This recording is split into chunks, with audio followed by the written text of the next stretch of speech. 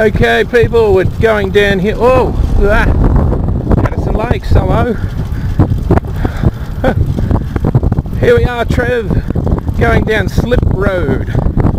I just had another chap stop in his car, take some photos, had a quick chat to him, and he also said Slip Road's a good one. A few people camp out down there. There is also a toilet block there with a shower as well. How about that? So that's what I'm filming now. Coming down to the end of Slip Road. That guy that I just bumped into, he actually lives on Slip Road himself. How about that? That must be the toilet block right there. I'm thinking, yes. Yes, okay, right. Sorry, this isn't Slip Road, this is King Street. And then he said down to Slip Road. So, well, there's a toilet block there. Where's Slip Road? Is this Slip Road? There was no sign. Anyway, I'm back here where the... Oh no, hang on. Right. Okay. Slip Road, alright. Here we go, people, here we go. There's Raymond Island. Trevor tells me there's some good spots over there. Possible stealth spots. So tomorrow, all going well, we'll get the barge across and we'll go and have a look ourselves. Went into the hardware store here. Unfortunately, they don't have reflective tape, so I have to wait for that until I go through Bairnsdale again, which will just be a couple of days anyway, maybe a week. I don't know. It's all right. I'm not doing really any main road stuff anyway, so I'm all right, and I'm traveling during the daytime. Should be right. Oh, look at this old wooden thing here. Oh, wooden hull with metal pilot house on top. Okay, I've got to tell you, I don't think I've been down here. It's amazing. I thought I had come down here, but clearly not. Alright, Gippsland Water Police. Well, it's a good thing I'm not on the water, eh? Might get into trouble.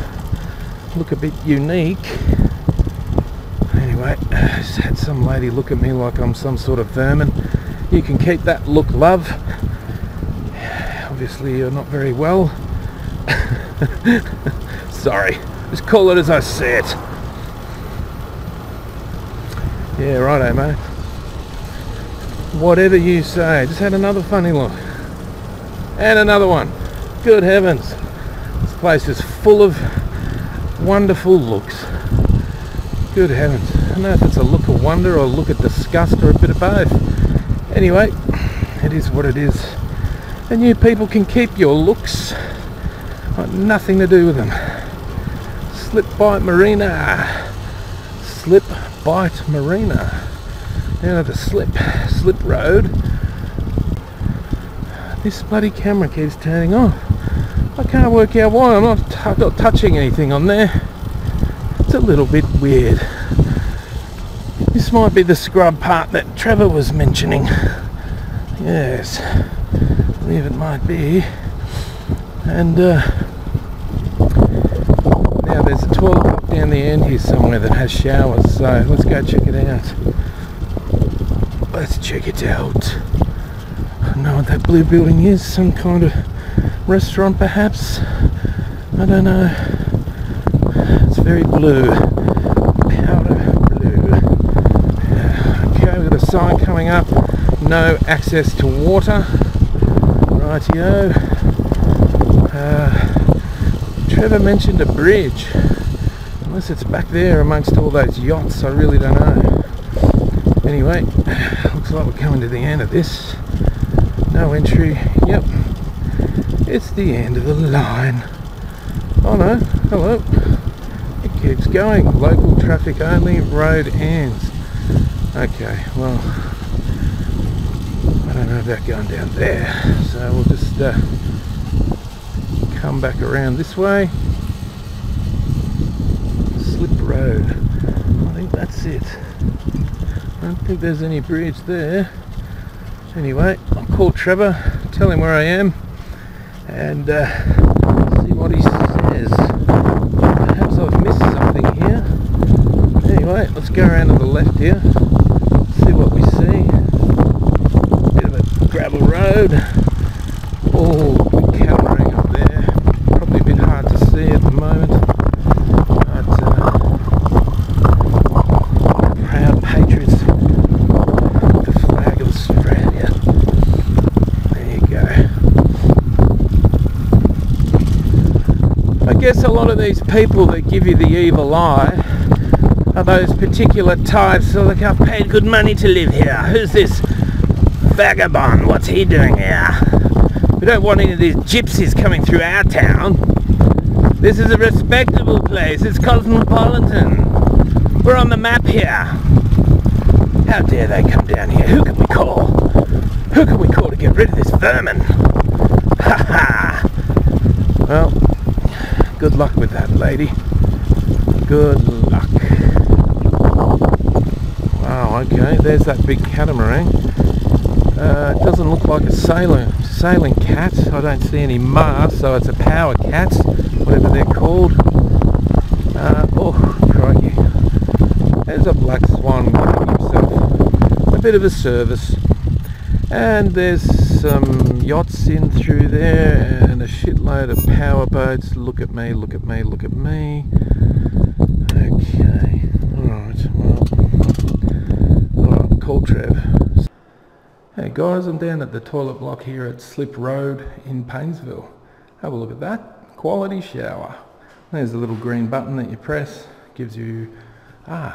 shower will operate for approximately 4 minutes. Push button and turn hot water tap on. There will be an interval of approximately 3 minutes before the button can be pushed again, and the green light will show that hot water is available. Wonderful. Very clean. Tidy little place, this one. Alright. Guys, I'm just sitting down here by the foreshore out the front of the main shops, and there's a ketch over there sailing out.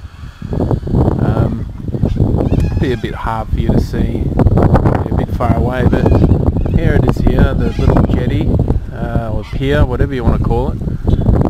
It's a beautiful little spot. I'm just chilling here. Unfortunately the brakes started squeaking again, so obviously this is the front brakes that I did probably 3 or 4 days ago, not the back ones. The back ones I did are not too bad now that I learned how to do it, but there's lots of cable drop there. So anyway, there's a squeak. I pulled over here to fix that and just release a bit of the cable, just, you know, tiniest fraction. It's only just squeaking, but over time when you're riding around it does tend to get on your nerves a bit, so I need to amend that. And yeah, so I just had a good ride around this area. Up another end that my mate Trev from Cows, he's kind of like my pit crew, my support worker.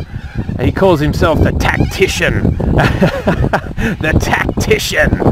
He scopes out a lot of these places for me in the comfort of his own home, and he tells me where to go. And the place I just went, sorry for the wind, was down the end of Slip Road, and I didn't really, you know, it was a nice area and everything, but I got a lot of evil eyes from people down there, so I've come back to this place here where I've had nothing but positivity come my way. See guys, you have choices. You don't have to, you know, camp out in a spot you don't like. When you're in a rig like this, you can go anywhere you like. And it's small enough that it can get into places that cars cannot, or vans or motorhomes or whatever.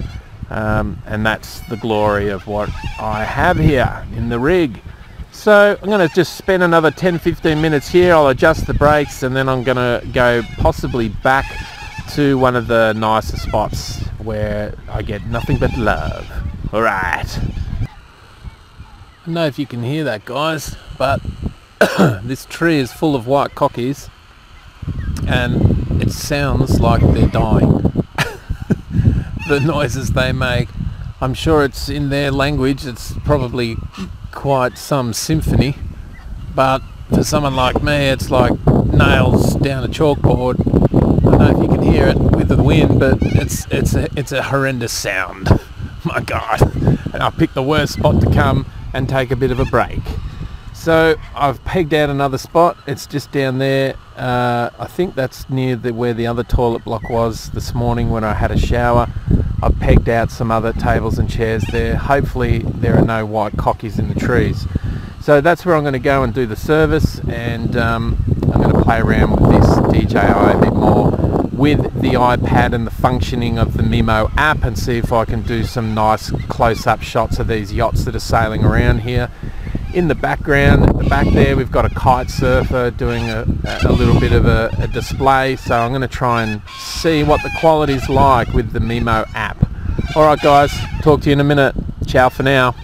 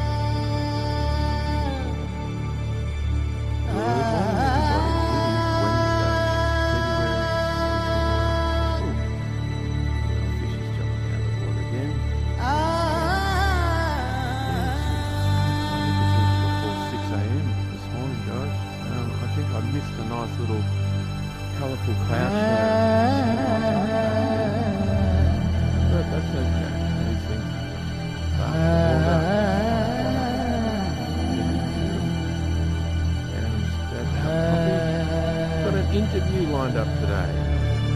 I've got an interview lined up today with young David. He came down yesterday, last night, late afternoon, I think it was, early evening, and he brought his mum down to rig. And that was awesome talking to them. I think we're probably talking for, maybe half an hour, 45 minutes again or something. And once again, an unguarded moment. I wasn't prepared, and so this time I said, man, would you mind if we did an interview like tomorrow? And he goes, yeah, cool. So that's one thing we're doing today, folks. He's going to message me when he's available, and I'm going to do it. And this is going to be like the first interview I have ever done in my entire life, regardless of what I've been doing over the years. I've never actually formally interviewed anyone, so we'll see how we go. I don't even know what I'm going to ask the young man. Probably about 35 countries that he went through and went to and travelled around in, and some of the other things that he did, because he's a very interesting chap, and he's done a lot in the age bracket that he's in, the vintage of his years, which I believe is 35, which equates to, if I've got it correct, the amount of countries that he's been to. 35 countries. That's a country for every year of his life. Isn't that amazing? Anyway, guys, I'm going to have a nice morning coffee now, and I'll just sit here and enjoy the morning chorus of the birds. Right. Stop recording. Good morning, everybody. It is Wednesday, February something or other. Ooh, some little fishes jumping out of the water again, and yes, it's. I think it's even before 6 a.m. this morning, guys. I think I missed a nice little colourful cloud show sunrise up the back there, but that's okay. These things happen. But the water, it's like glass. It is beautiful. And I'm just about to have a coffee. Got an interview lined up today. I've got an interview lined up today with young David. He came down yesterday, last night, late afternoon, I think it was, early evening, and he brought his mum down to have a look at the rig. And that was awesome talking to them. I think we're probably talking for, maybe half an hour, 45 minutes again or something. And once again, an unguarded moment. I wasn't prepared, and so this time I said, man, would you mind if we did an interview like tomorrow? And he goes, yeah, cool. So that's one thing we're doing today, folks. He's going to message me when he's available, and I'm going to do it. And this is going to be like the first interview I have ever done in my entire life, regardless of what I've been doing over the years. I've never actually formally interviewed anyone, so we'll see how we go. I don't even know what I'm going to ask the young man. Probably about the 35 countries that he went through and went to and travelled around in, and some of the other things that he did, because he's a very interesting chap, and he's done a lot in the age bracket that he's in, the vintage of his years, which I believe is 35, which equates to, if I've got it correct, the amount of countries that he's been to. 35 countries. That's a country for every year of his life. Isn't that amazing? Anyway, guys, I'm going to have a nice morning coffee now, and just sit here and enjoy the morning chorus of the birds. Alright. There's a beautiful orange glow around that jetty down there, guys. I'm going to try and zoom in and see. Hopefully it's good.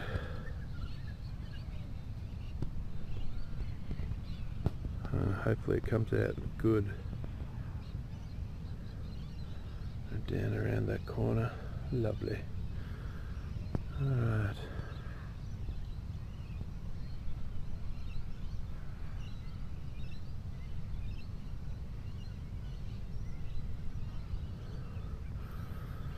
Just beautiful. Lovely, lovely, lovely. Ah, yes, there's a beautiful catch over there. Yes, they do swing around with the tide. You can see that. Zoom in for you, people. A swing mooring, that's what they call them. That's right. Swing mooring. I don't know how well you see that, but Earlier on yesterday they were facing the other way. Right now they're facing me, I guess because it's either slack tide or I don't know, but yeah, they swing around on the mooring, and I'm pretty sure they're called a swing mooring.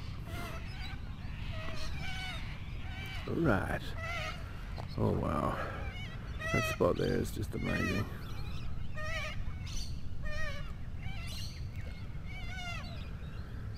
These fish jumping out of the water down here are little potty mullet, and one of the chaps I was speaking to down here the other day tells me they make wonderful bait for the big flathead that get through here. So there you go. You know what, I didn't bring my fishing gear because it's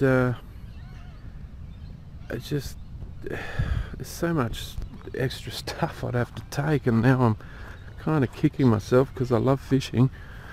But the other issue is I don't eat fish, so I just have to do catch and release, and I'd rather not hurt the fish, you know. Just catch the fish and kill it and give it to someone that eats it. That's what I used to do, but not anymore.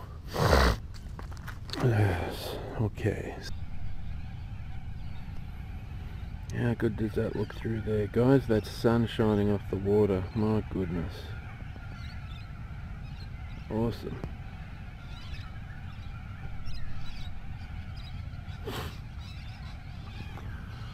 Oh my goodness, what an absolutely gorgeous place.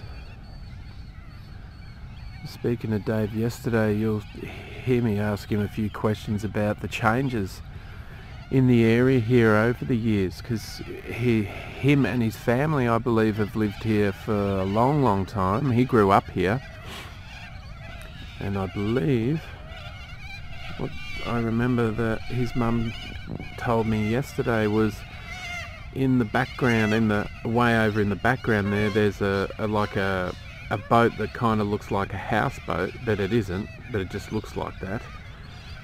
They said that they grew up, Dave and the other family members, the other kids, would all swim at that beach, and but now they said it gets overrun with jet skis and all the rest of it, and the marine life as well has been affected dramatically in this area simply because of the power boats. I'll ask him those questions later. It's really interesting, guys, to see the impact that we make as humans. Another chap talked about the entrance from the ocean into the lake system. He said that over 100 years ago they started to dig out the channel to, you know, get bigger boats in here, but when they did that, they let too much salt water into this catchment here, and it killed off a lot of the plant life, which killed off a lot of the species of fish. And so just when I mean, it's, you know, it's just heartbreaking, mate. I mean, we just give no thought to these things, really, and we've just totally destroyed this marine environment, basically. Anyway, I digress.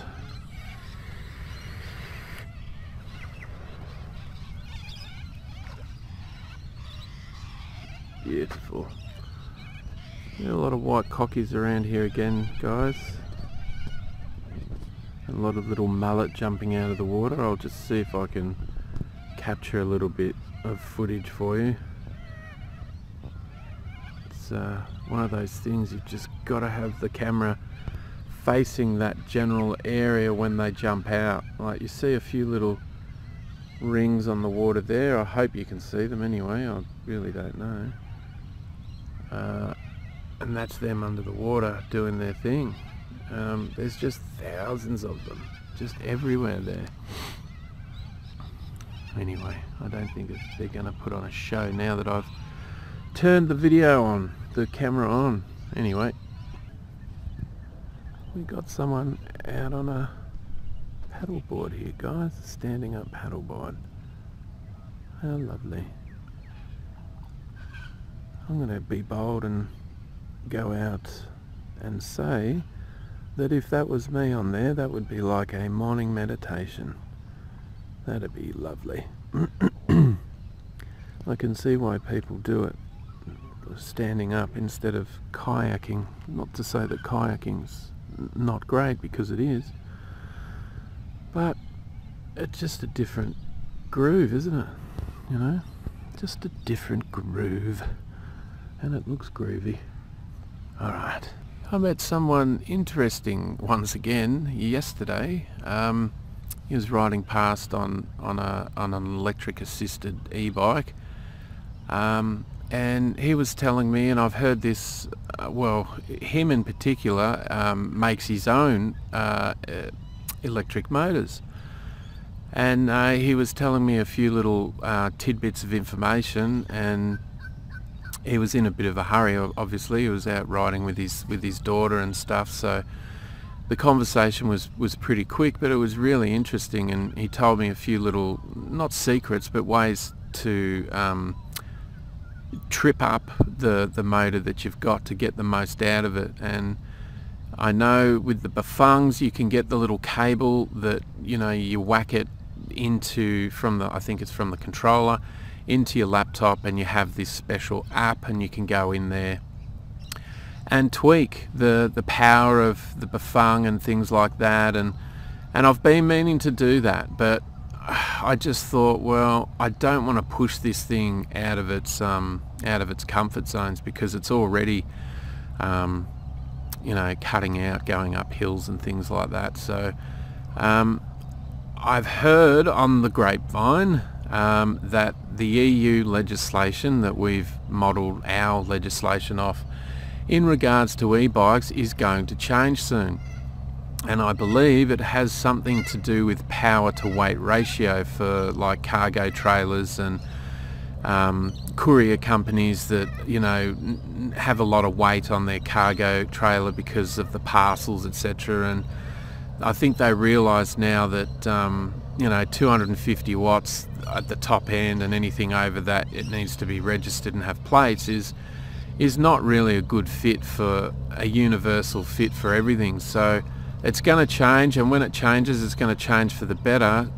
But in the meantime, I've got some really serious hills to contend with when I leave sort of up around Merimbula way and heading into, you know, New South Wales. There's some really serious hills and stuff through there, and I'm going to need extra power, and I'm gonna probably get at least a 1,000 watt Bafung and whack that in there. And I believe I don't need to do anything to the bottom bracket.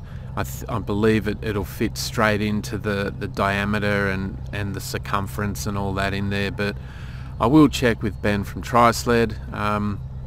So the battery and the controller and everything I already have. Oh, actually, no, I might need a new battery, because it's only 36 volts. It might need to go up. Anyway, I'll look into it, but you know, they're not that expensive, really. If it's just the electric motor that you're getting, I mean, you can go buy them for $500-600 just by themselves. So I think that's what I'm going to have to do, because it's just the cutting out up hills. It's not just the cutting out, but it's you go so slow up these hills, right? And some of these hills are on blind spots, and you know, it's an anxiety attack, man, like seriously. Anyway, I'm gonna spin you around because it's just so beautiful here. Just had a boat go past, and a few other things happened while I was gabbling away, and I missed it. So it's beautiful. Just look at that, amazing. A little power boat went past, and that was pretty cool. But you know how I feel about gasoline. Be gone with it. Be gone with it. Alright. Just charging up these batteries here, guys, and a bunch of other devices as well. My shaving kit, all the indicators, the remote control for the indicators, my headlight, all the vape batteries, everything that needs to be charged has been charged. The battery's nearly 100% full, and the time is 2 minutes past 10 on the 9th of February, which is a Wednesday. And I have a call coming through in a minute, I believe. I made an appointment for getting myself a prescription for vape juice. And that was, I think it was $95 or something. And I had the booking for 10 a.m. Apparently she's meant to be calling me or something. And then I had to fill out a questionnaire. It's pretty rudimentary. Just a bit of red tape really. They just want to know how much you smoked a day, when you were smoking, and a few other questions like that. And then once you've done that and paid the money, then your appointment time, they call you, which they haven't yet. They're 3 minutes late. Yeah, so once I get that, then I can order the liquid nicotine from New Zealand at a company called Mixology Vape. Yeah, so, and that, I believe the last time I got it took nearly 14 days to arrive. I do have enough nicotine left for 14 days, but not any longer than that. And I'm also still waiting for another parcel, 2 parcels actually, 2 tyres and a bunch of other vape accessories as well, which I'll get from Melbourne. So apparently I've had one little notification come through about a particular parcel at the Bairnsdale post office, but they don't actually say which one it is. And I have no idea if it's Trisled that sent me the tyres or if it's the vape stuff. And yeah, the vape people haven't sent me a message saying that they've shipped anything yet, so I really don't know what's happening there. Anyway, I'll keep you posted, and at 12:30 today I have the interview with young Dave, and we're going to meet down at the end of the Sunset Cove. There's that little park there and some tables and chairs there, so we're going to hopefully do it there. And yeah, it should be good. Stay tuned. Ciao for now.